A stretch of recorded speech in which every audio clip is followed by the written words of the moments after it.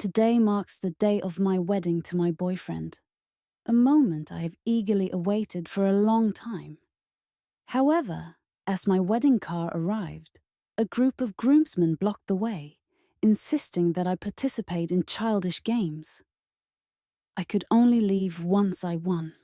Seeing all the unfamiliar faces, my initial instinct was to call for help, but he just stood there coldly, watching as they teased me. Honey, just go along with it. Today is our wedding day, and the most important thing is to be happy.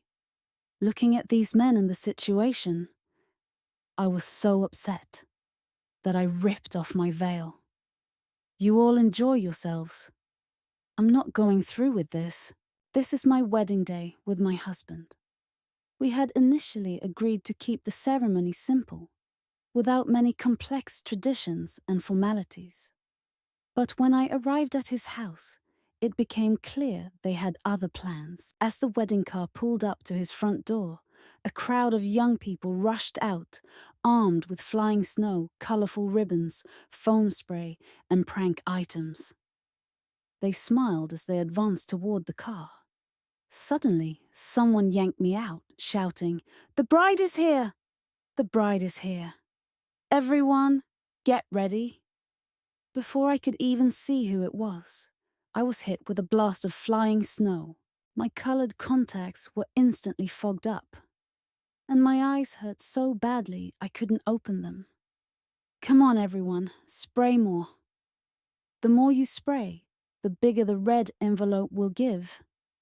They cheered.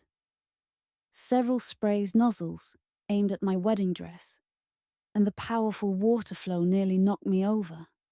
To make matters worse, the makeup I had done early in the morning was completely ruined. The constant laughter and the noise of the spray were driving me mad. Holding back my fury, I wiped the foam off my face, desperately looking for him among the crowd. After searching for what felt like forever, I couldn't find him. Panic started to rise as I pushed through the strangers, nearly shouting, "Where is he?" The crowd burst into laughter. "The bride is eager to see the groom. Quick, bring him out," someone called. "Don't worry, bride. The groom is inside with the guests. He doesn't have time for you." This comment made my emotions collapse. As a graduate student from a prestigious university, I could not bear such humiliation. Seeing my distress, Vasa's sister, Serafina, quickly came over and whispered, "This is our tradition. All the other brides have gone through it. When in Rome, do as the Romans do. Please don't be upset." I looked down at my wedding dress, now a mess from the snow spray, with red and white stains mixed together. The ribbons on my head made me look like a clown. Filled with anger, I forced myself to say to her, "Enough of the games. Go get your brother. I need to change or the ceremony can't go on." I took a deep breath. This was the big day I'd been waiting for 4 years, and I couldn't let their pranks ruin everything. Serafina looked at me uneasy. She glanced at the lively crowd and softly suggested, "Could you bear with it a little longer? My parents are still waiting. If we miss the timing, it won't be good."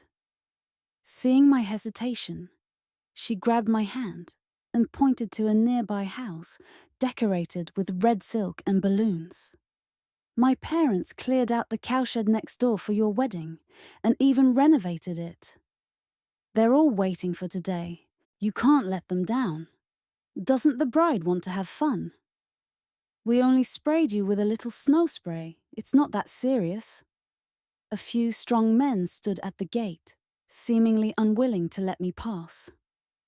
I shouted, "Get out of my way!" "Oh, the bride is angry and wants help." "Isn't this just a wedding? If you can play, fine. But if you can't, don't ruin the fun." Hearing this made my heart sink. What did they mean by "if you can play, fine, but if not, don't ruin it"? Had they asked for my consent? I pushed past the person blocking my way, desperate to find him. But then someone stopped me, preventing me from moving forward. Furious, I demanded, "What do you want?" "What do you want today?" "Today is his big day. You have to make us happy before we let you go," they replied. "Oh, don't argue with them. When I see my brother, I'll make sure he gets revenge for you." Mentioning him eased my frustration a little. We had been together for 4 years, and during that time, he had always been caring and attentive. He had never asked me to cook or do laundry. In the end, I compromised for him. I only planned to cut ties with the village after the wedding. None of these people were worth staying in touch with. Seeing that I had stepped back, the strong men softened. "That's better. Just one last step, and then you can see the groom." I removed the ribbons from my head and said, "Fine, I'm done stalling." Before I could continue, a man named Gideon, a friend of his, grabbed me.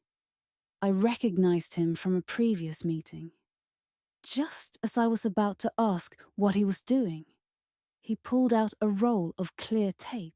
I froze for a moment, and before I could react, I started struggling.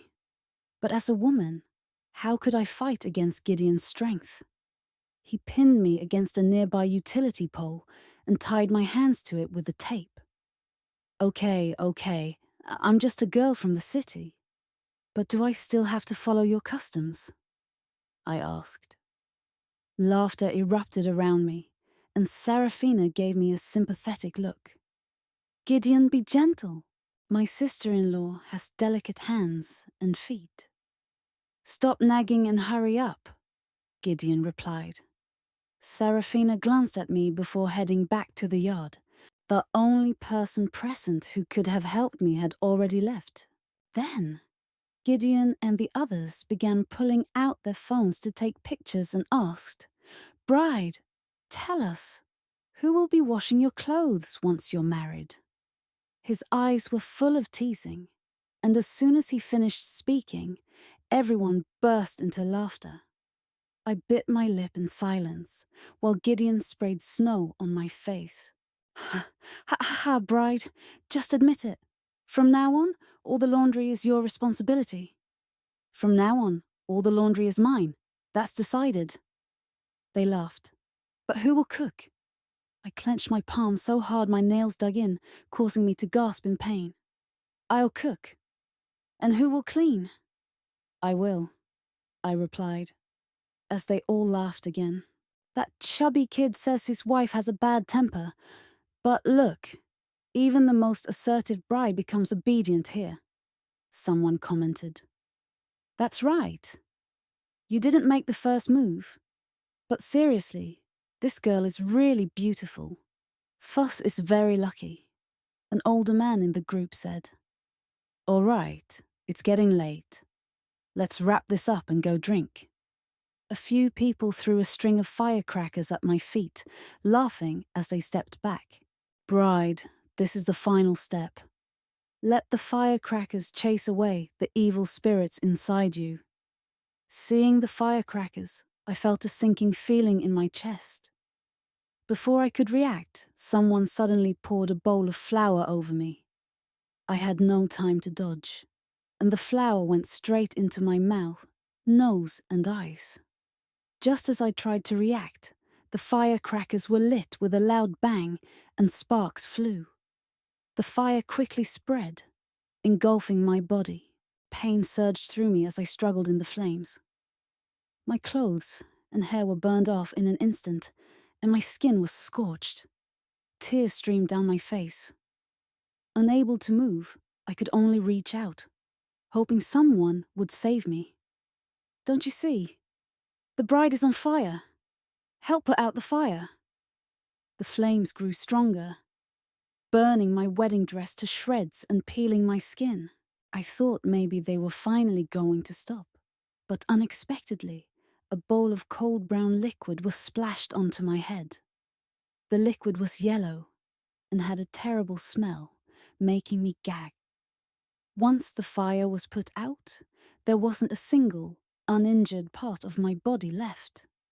The combination of the burn and the strange liquid caused intense pain. I trembled, looking up at the man who had splashed the liquid. He was laughing so hard, holding his stomach, and tears were streaming down his face. Ha ha ha! The bride must cleanse herself before entering. This is the village's virgin urine. All right, the process is done. Let's go in and drink with the groom.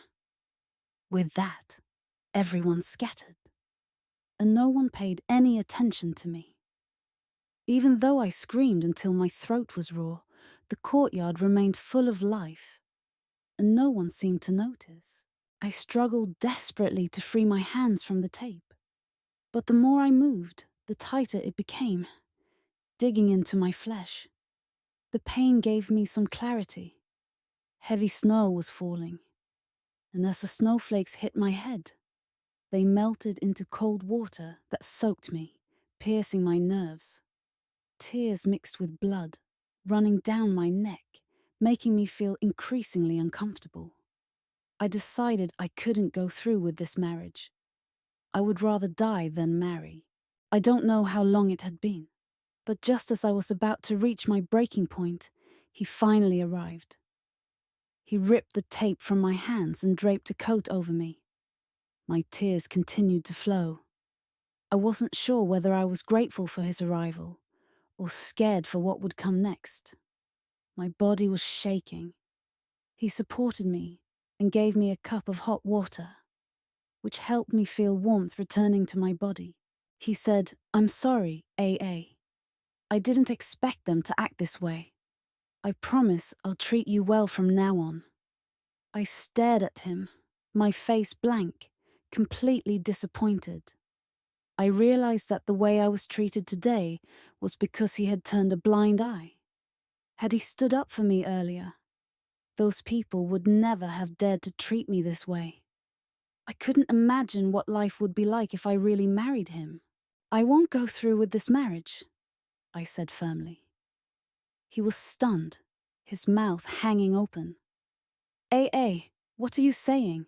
How can we not get married?"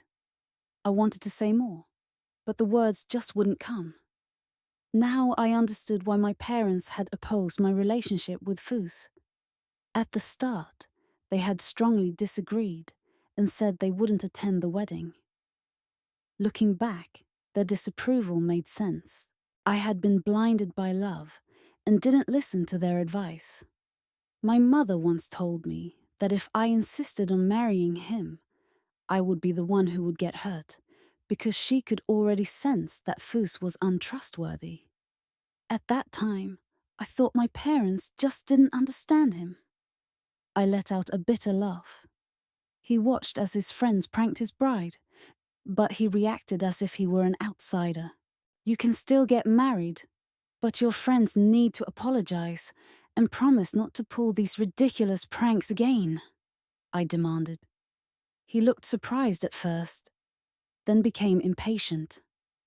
How could that be possible? They didn't do anything wrong.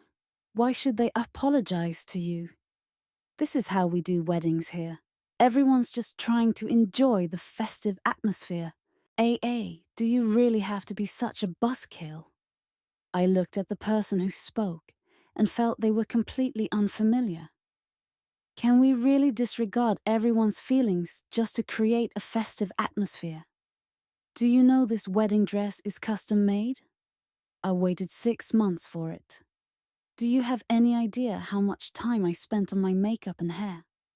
Fuss seemed not to hear me. He stepped closer and took my hand. "AA, today is our wedding, and everyone is here to celebrate. Please don't be angry, okay?" I shook his hand off and stated clearly, "I'm not marrying you. Can't you understand?" Laughter erupted around us. "Oh, the bride is angry. Groom, go and comfort her." "Yeah, the bride just wanted the groom to take charge," someone added. "I think the people in this city are too fake. It's just not right. Today is a wedding day. So why should anyone be acting unhappy?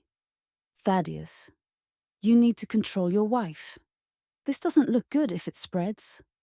The moment those words left his mouth, Thaddeus's expression shifted, and he suddenly slapped my face.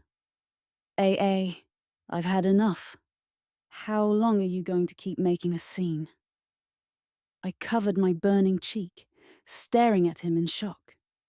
Ha ha, just one slap and she calms down. That's right. If the woman doesn't listen, she deserves to be punished.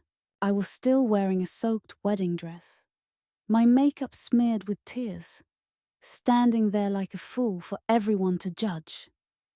Bride, hang in there, don't cry. Today is a good day. Crying will spoil your luck. My mother-in-law's voice rang in my ears. I snapped back to reality and saw her glaring at Thaddeus, as if questioning why he couldn't solve things calmly instead of resorting to violence.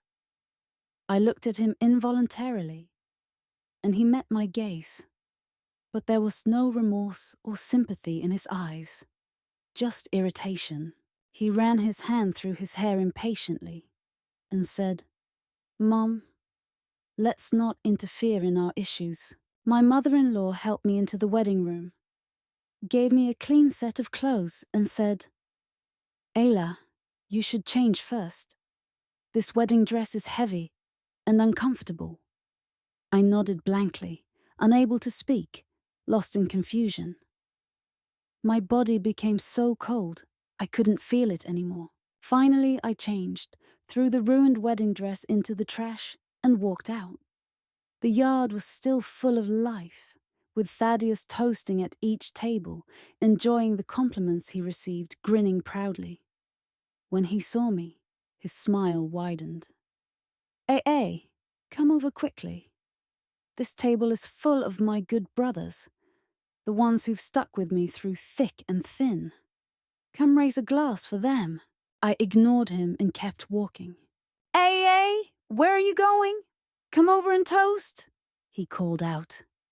I took a deep breath, thinking that once I reached the door, everything would be over. But as I took my last step, someone suddenly yanked my hair, causing a sharp pain in my scalp. I turned to face Thaddeus, his face twisted with anger. "Allah, I've already apologized.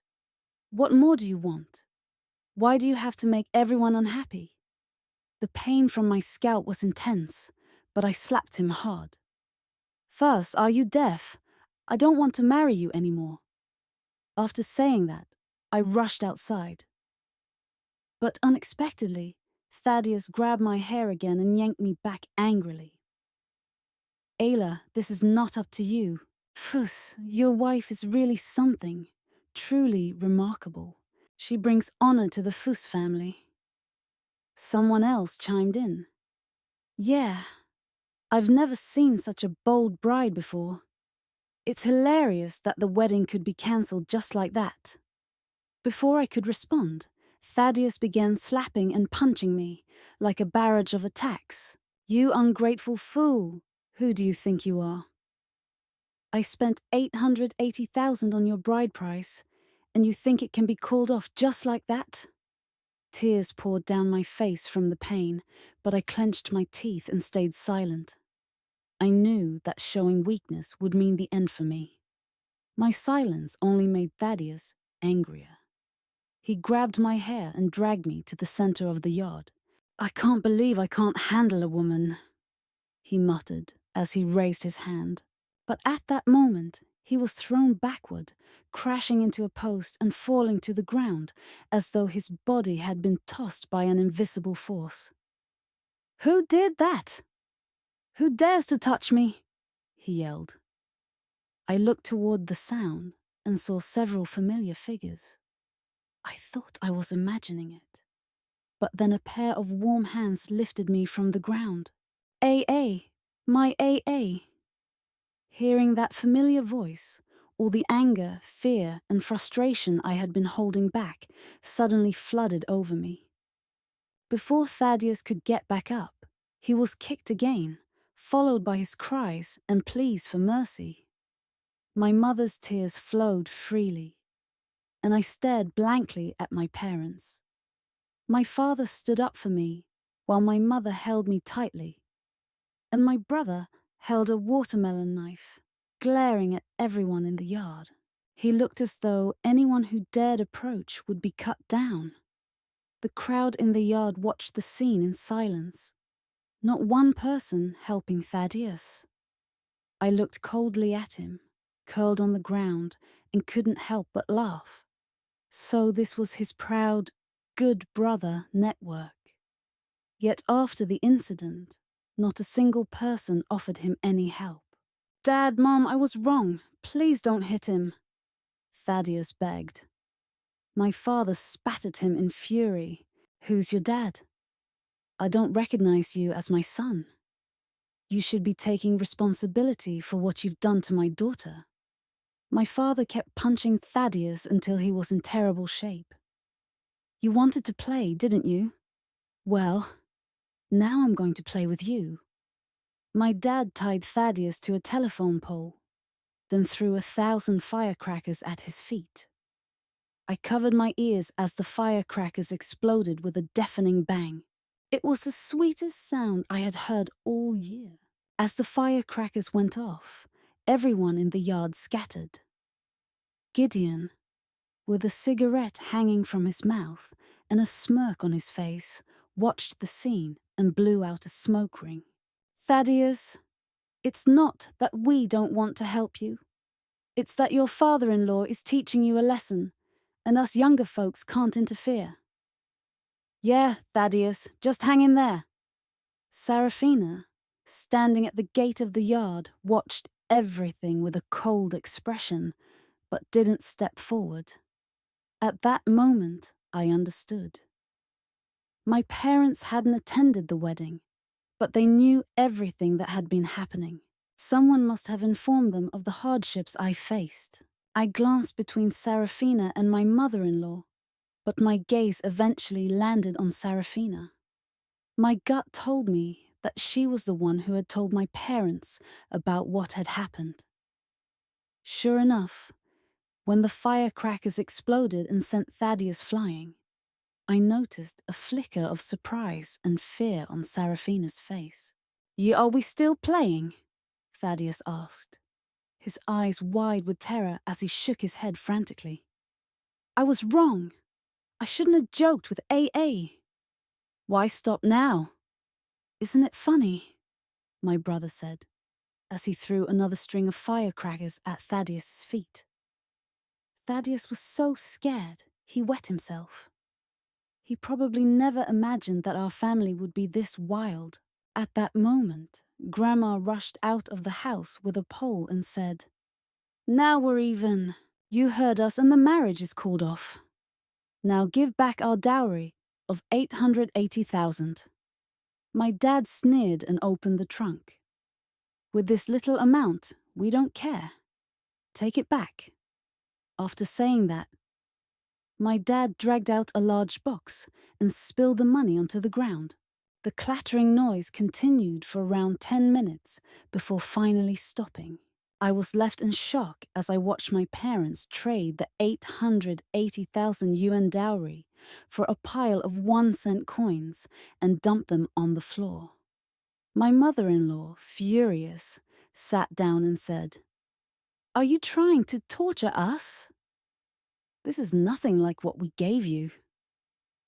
I fought to suppress the pain in my body and managed a forced, ugly smile. This is something my parents would never do.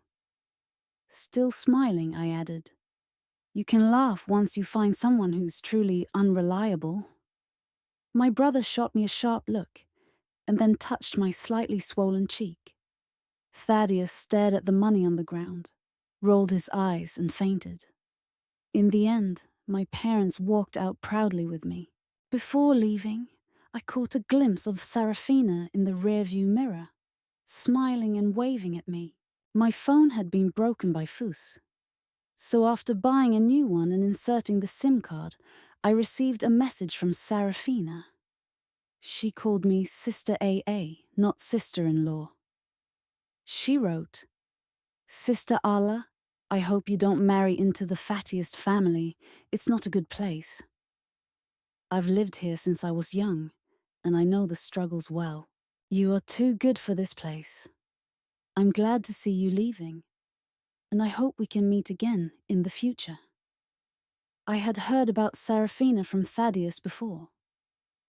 In his eyes, Serafina was always a well-behaved child, someone who understood things from an early age and never caused trouble for her parents or older brother. Looking back now, I realized that it wasn't because she was well-behaved or understanding.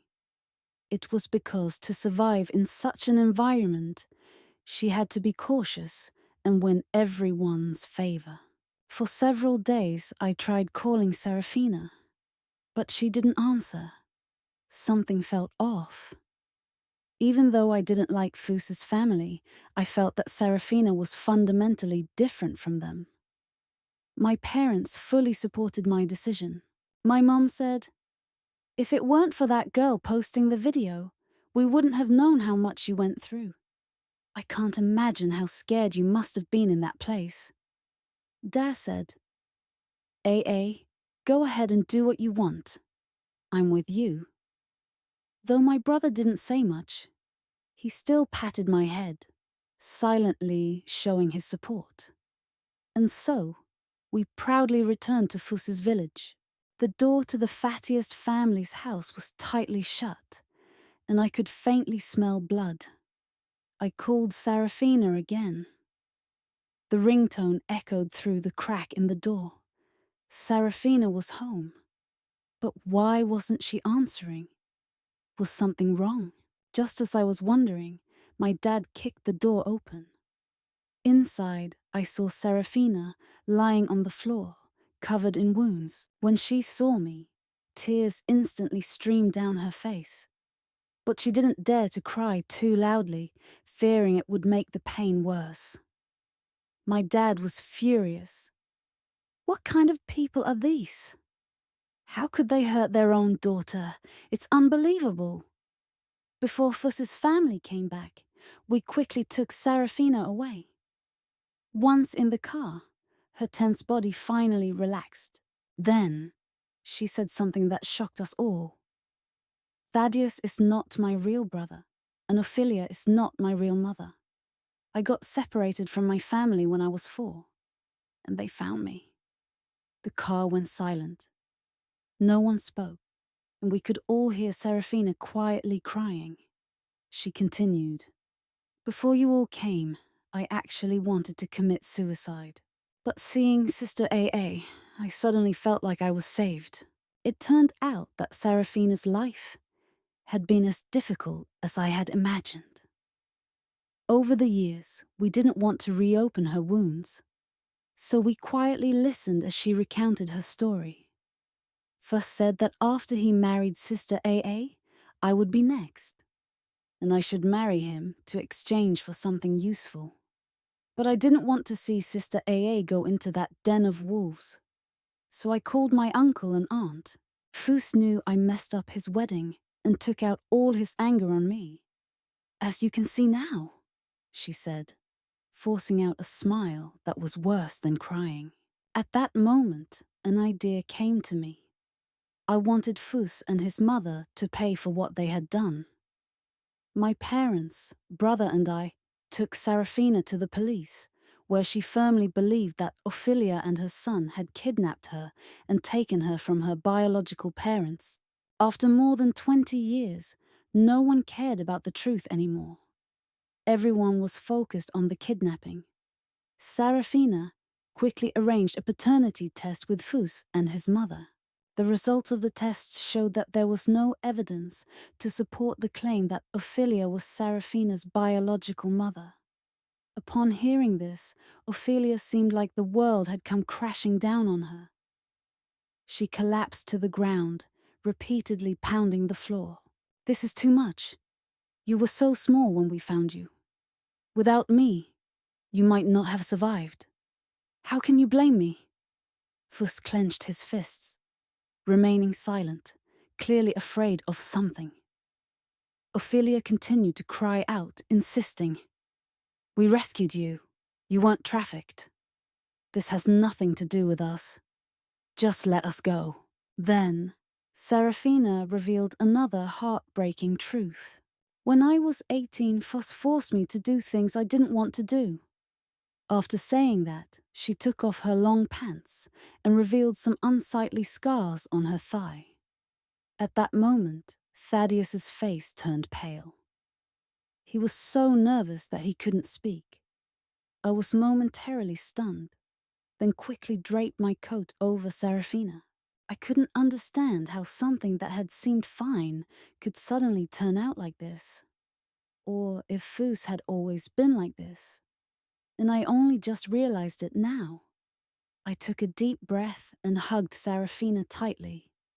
Her miserable life was finally over, and she was about to start a new chapter.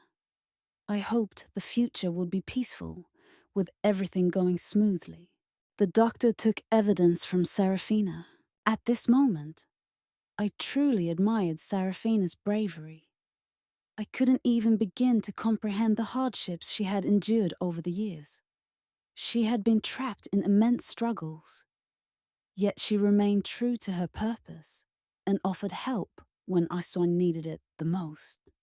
She always told me that I was a beacon of light in her life, but to me, she was like the sun, clearing away the darkness in my heart. Serafina gently removed the coat that was covering her, revealing her clothes, and I saw that her body was covered with scars, some of which intertwined, resembling winding rivers scattered across her skin. Upon hearing Serafina's words, Mum's eyes filled with tears of sympathy. Her throat tightened, but she couldn't find the words to speak. Eventually, she softly murmured, "It's okay. Things will get better now." Dad and my brother had red eyes and remained silent for a long time, only quietly wiping away their tears. They could never have imagined that such cruelty could exist in the world.